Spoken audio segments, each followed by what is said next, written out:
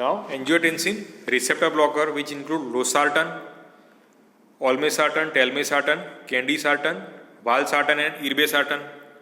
તો losartan ની અંદર શું છે? Which is a prototype drug, competitive antagonist with 10,000 times more selective for AT1 than AT2 receptor. આપણને ખ્યાલ જ છે કે AT1 રિસેપ્ટર જ આપણું મેઇન કામના છે, AT2 તો નથી કામના. ઉલટાનું AT2 તો અલગ પ્રકારની વાઝોડાયરેટિક ઇફેક્ટ છે, એની ફાયદાકારક છે, તો એને બ્લોક કરવાનો કોઈ ફાયદો નથી. બીજું થ્રોમ્બોક્સિન A2 રિસેપ્ટર ઇનિબિશન, તો some role in anti aggregatory property all, અને એ ultimately all over action of angiotensin 2 છે, જે આપણે ભણી ગયા છીએ, બરાબર. રેપિડ, સ્લો અને સેલ વાસ્ક્યુલર અને કાર્ડિયાક રિમોડેલિંગ વાળી બધી એક્શનો એન્જિયોટેન્સિન 2ની છે. It will be blocked. Now ARB differ from AC inhibitor in the following ways. It will not interfere with the degradation of bradykinin and other ACE substrate, so there will be no cough. Clear. Result in more complete inhibition of AT1 receptor activation because response to angiotensin 2 generated by alternative pathways and consequent AT1 receptor activation are also blocked. બરાબર. બીજી કોઈક જગ્યાએથી એન્જિયોટેન્સિન 2 બની ગયું હોય તો બી એ AT1 પર તો એક્ટ નહીં જ કરી શકે.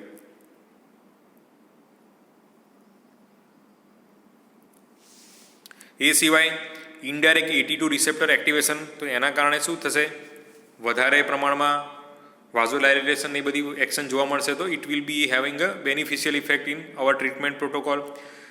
Causes little increase in level of angiotensin 1 to 7 which is raised by AC inhibitor. તો આ એક ડિફરન્સ છે કે ભાઈ ACમાં એન્જિયોટેન્સિન 1 to 7 વધારે થતું હતું, તો આની અંદર AT2 રિસેપ્ટર એક્ટિવેશન વધારે થઈ જાય છે. તો બંને વસ્તુઓ વાઝોડાયલેટરી છે, બરાબર. તો બંને એક ફાયદો બંનેનો જોવા મળે છે, પણ સાઈડ ઇફેક્ટ થોડીક ઓછી જોવા મળી શકે કફ જેવી એ ARBની અંદર, બરાબર. Losartan causes fall in BP in hypertensive patient which lasts for 24 hours. આમાં બી heart rate and cardiovascular reflexes are not interfered, બરાબર. No significant effect on plasma lipid profile, carbohydrate tolerance or insulin insensitivity. આ બધી વસ્તુઓ બી જરૂરી છે, એટલી જ તે. પ્લાઝમા લિપિડ પ્રોફાઇલ વધારી કાઢે કે કાર્બોહાઈડ્રેટ, તો એ બધું ડાયાબિટીસ ને હાર્ટ એટેકની બધા માટે પછી એવું બધું ચાલુ થાય. Mild probenecid like uric action, તો સારી વસ્તુ છે કે યુરિક એસિડ ઘટાડે બોડીમાંથી, તો ગાઉટના ચાન્સ ઘટે અથવા કોઈને હોય તો એમાં ફાયદો થાય. ફાર્માકોકાઇનેટિક્સ છે, તો oral absorption of losartan is not affected by food, very good. It is partly carboxylated in liver to active metabolite which is 10 to 30 times more potent, બરોબર. Plasma T1 of losartan is 2 hours but active metabolite 6 to 9 hours. No dose adjustment required in renal insufficiency but dose should be reduced in hepatic dysfunction. Candesartan, it has the highest affinity for AT1 receptor and produces the largely unsurmountable antagonism, slow dissociation from the receptor or receptor desensitization. Elimination occurs by both hepatic metabolism and renal excretion, બરોબર. Clear. T1 of 8 to 12 hour action 24 hour. Candesartan 8 mg OD માં use થાય. Olmesartan, another potent ARB with high affinity for AT1 receptor, બરોબર. It will eliminated in urine as well as bile for T1.5 of 12 hours. No dose adjustment needed in liver and kidney disease. Good thing. Abdominal pain and sprue-like symptom, bad thing, have been reported in few recipients.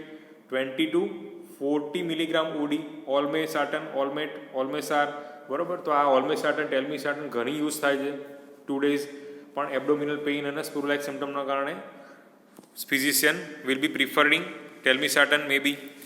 AT1 receptor telmisartan માં blocking action of telmisartan similar to losartan, does not produce any active metabolite, peak action within 3 hours but lasts for more than 24 hours, very good, બરોબર. It is largely excreted unchained in bile, તો dose reduction needed in liver disease 20 to 80 milligram OD. આનો આપણે ઓલ્મેસાટન ટેલ્મેસાટન બેયનો dose યાદ રાખવાનો try કરીશું. ઇનાલપ્રિલનો યાદ રાખ્યો તો આપણે એ રીતે. તો ઓલ્મેનો ટેલ્મીનો 20 to 80 milligram once a day.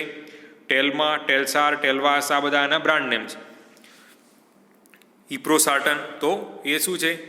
Newer 81 receptor antagonist છે, બરોબર. Lower BP by blocking vasoconstrictor 81 receptor as well as by reducing noradrenaline release, બરોબર. કેવી રીતે? તો blockage of pre junctional 81 receptor on sympathetic neurons and resultant decrease in sympathetic outflow એ generally બધા ARBમાં હોય જ છે, જોવા મળે જ છે. પણ these actions claim to be more prominent in iprosartan, so it is used clinically more significant છે એની અંદર. It is mainly excreted in feces T1 20 hours, બરોબર. હવે યુઝ શું છે હાઇપરટેન્શનમાં? તો comparable to AC inhibitors, first line drug ACE-ARB કોઈ બી યુઝ કરી શકાય. Advantage of not inducing cough or a lower incidence of angioedema, rashes and dysgeusia. તો આ બધી વસ્તુઓ સેફટી સારી કહેવાય ARBમાં.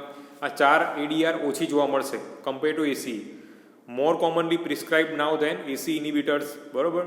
ધો superiority of one or other is not established.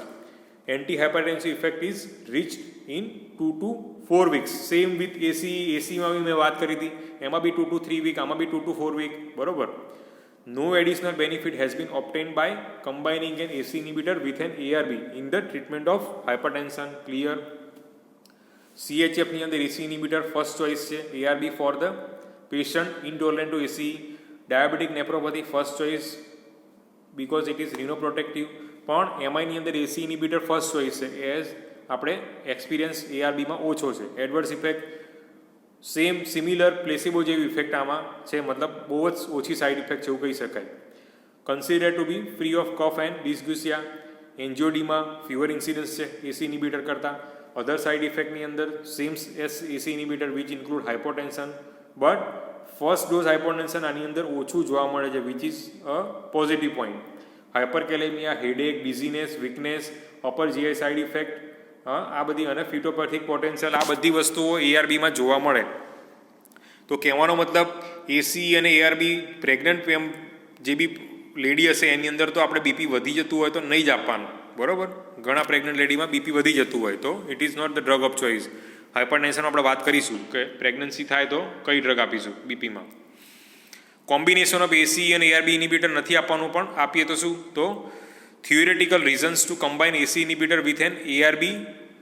તો more complete suppression of RAS, reticular activating system થાય, બરોબર. એન્જિયોટેન્સિન 2 is generated in several tissue, heart, kidney by non ACE mechanism, બરોબર.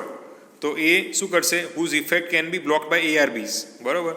AC ઇનિબિટર્સ એ સિવાય ARB causes કમ્પેન્સેટરી increase in angiotensin 2 production that are check by AC inhibitors, બરોબર. બંનેને એક એક ફાયદા થઈ ગયા. એન્જિયોટેન્સિન 2 જો બીજે ક્યાંકથી જનરેટ થતું હોય, બરોબર, નોન ACE મિકેનિઝમ દ્વારા, તો એ AC ઇનિબિટર સાથે ARB આપે તો ARBથી બ્લોક થઈ જશે. અને એન્જિયોટેન્સિન 2 બ્લોકર પોતે કમ્પેન્સેટરી એન્જિયોટેન્સિન 2 વધારવાનો ટ્રાય કરશે, પણ એ AC ઇનિબિટર બધા ઓછું થશે. AC inhibitor produces bradykinin and angiotensin 1 to 7 related vasodilatation which is not produce by ARB. તો એ ભેગું વાપરીએ તો ફાયદો થાય. It is not certain that long term use of AC ARB combination is uniformly beneficial or not, બરોબર. તો selected cases હોય which is not optimally benefited by monotherapy may be offered combined therapy, especially including candesartan or valsartan as ARB, બરોબર. In non-diabetic renal disease, ARB plus AC inhibitor therapy retard the progression of non-diabetic renal disease to a greater extent compared to monotherapy. એટલે non-diabetic renal disease ની અંદર મોનોના બદલે combine use કરીએ તો વધારે સારું, એ યાદ રાખીશું. હવે લાસ્ટ છે ડાયરેક્ટ રેનિન ઇનિબિટર ઓર એલિસ્કેરિન. તો it blocks the conversion of angiotensinogen to angiotensin 1. Flowchart આપણને ખ્યાલ જ છે. Treatment of cardiovascular and renal disease in which AC inhibitors and ARB are currently used. બરોબર. એલિસ્કેરિન કોઝિસ બરોબર. Aliskiren causes dose related fall in BP which is more mark in sodium depleted subject with a high basal PRA બરોબર, plasma renin activity બરોબર. તો એ આપણે ભણી ગયા છીએ કઈ રીતે રેનિન જેમાં વધારો હોય એમાં કઈ રીતે વધારે ફાયદો થાય એ હું રિપીટ નહીં કરું. Plasma aldosterone levels are lowered accompanied by mild natriuresis and tendency to potassium depletion. Potassium depletion કેમ થાય છે ખ્યાલ છે આપણને, આલ્ડોસ્ટેરોન ઘટી જશે. The antihypertensive efficacy of aliskiren is nearly equivalent to that of ACE inhibitor or ARB. બરોબર. Combination of this drug with aliskiren produces greater fall in BP at least in short term. બધામાં short term મજા આવે છે. This is due to blockage of rise in plasma renin activity caused by ACE inhibitors and ARB. The pattern of hemodynamic effect of aliskiren resembles ACE inhibitors. અને but પોસ્ચ્યુલર હાઇપોટેન્શન એમાં problem નથી. એલિસ્કેરિન reduces the hypertensive left ventricular hypertrophy and benefits the CHF patient. Value compared to ACE-ARB as monotherapy and additional drug remain to be established. હજી એટલે કહેવાનો મતલબ કે ACE-ARB ની કમ્પેરમાં એલિસ્કેરિન મોનોથેરાપી એની જગ્યાએ વાપરીએ તો કેટલું બેનિફિશિયલ છે હજી સ્ટડી ચાલી રહી છે. Aliskiren reduces the albuminuria and has renoprotective effect in hypertension and diabetes mellitus. બરોબર. At present, aliskiren is recommended as an alternative antihypertensive drug for those who do not respond or do not tolerate first-line drug. બરોબર. ACE-ARB ના હોય તો combination with ACE-ARB to achieve the more complete RAS blockage and greater BP lowering and cardioprotection. તો but addition of the aliskiren to ACE or ARB in type 2 diabetes do not produce any beneficial effect but may even worsen the outcome, so it is not advisable.